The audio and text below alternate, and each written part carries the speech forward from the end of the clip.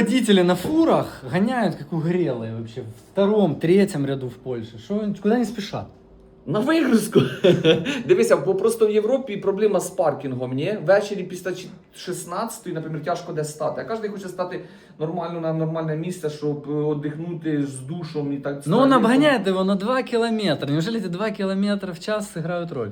Воно я як їздив, воно то є біса. Понімаєш, коли машина їде ті 2 кілометри, ти, наприклад, як на цілий день, то більше проїдеш. І воно вкурблює. Я сам їздив, воно біса, коли ти, блядь, їдеш, наприклад, машина 90 їде, а він їде спереді 85. І ти його обігняти не можеш, бо за ним це чи впешся, ні? Ну, біса трошечки. Поляки в основном, украинцы так роблять, чи не? Немцы нормально ездят? Всі так роблять, всі. Всі. То есть, чем быстрее ты приедешь, тем лучше место возьмешь на паркинг на ночь. Ну да. Війна така, да. Код 95, ребят, в городе Познань делают, по всей Европе работает. Переходим по ссылочке в шапке профиля.